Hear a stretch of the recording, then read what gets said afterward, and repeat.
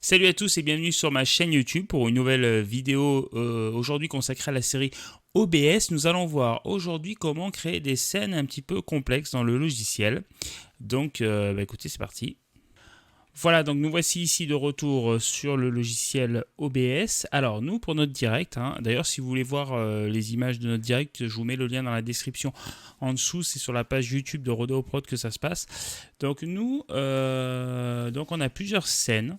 Voilà, qui sont ici. Vous voyez, on a une intro quand on démarre les lives, on a un générique, on a une partie news, on a une partie avec des invités qui se fait par Zoom. Donc vous voyez que sur toutes ces différentes scènes, on a un fond qui est commun. C'est un certain nombre d'éléments qui sont communs.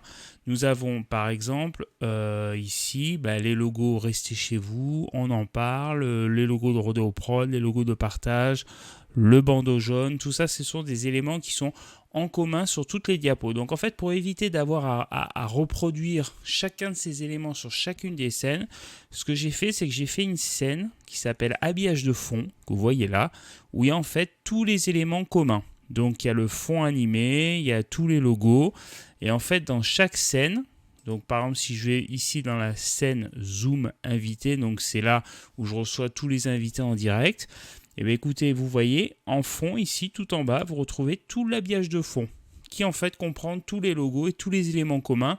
Ça m'évite d'avoir 10, 20, 30 lignes dans chacune des scènes et puis ça alourdit le truc pour rien.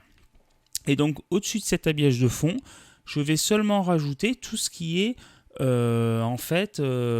particulier à cette scène. Donc par exemple ici, j'ai un chat Streamlabs, puisqu'en fait sur le direct, les gens peuvent parler avec moi via le chat. J'ai le sujet du débat du jour qui apparaît ici. Ensuite, j'ai le sujet ici dans le bandeau jaune. Ensuite, j'ai ma caméra. Et enfin, j'ai Zoom. Voilà. Donc ça, c'est pour vous montrer un petit peu comment philosophiquement, entre guillemets, j'organise mon travail.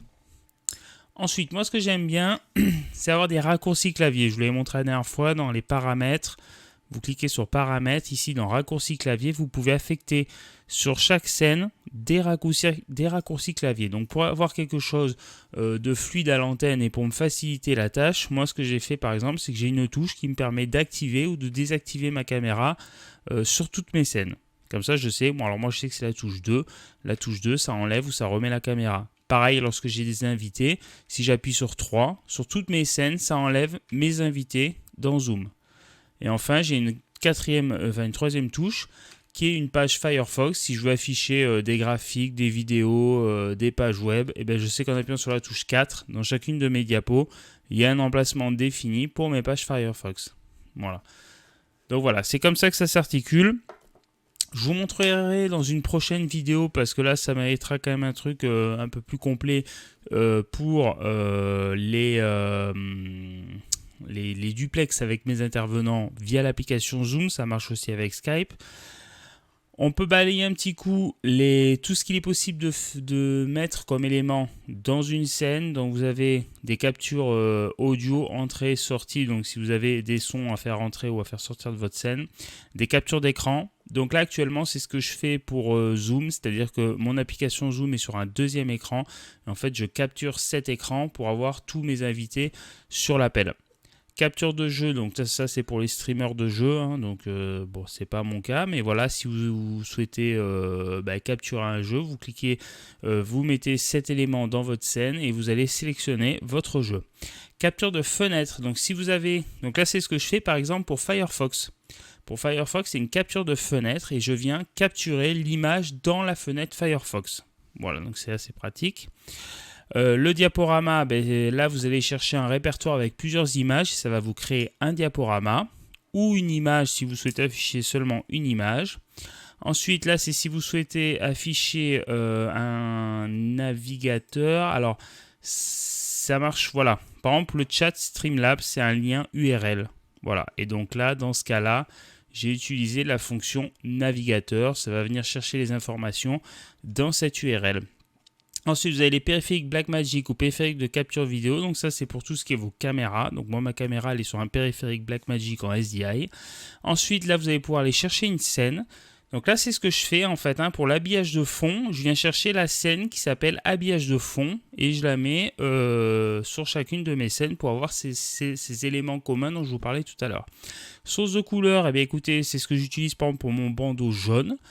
C'est une source de couleur que je remets aux bonnes dimensions. Les sources médias, par exemple les génériques que vous voyez ici, c'est une source média qui se joue toute seule dès que la scène s'active. Donc là c'est le générique.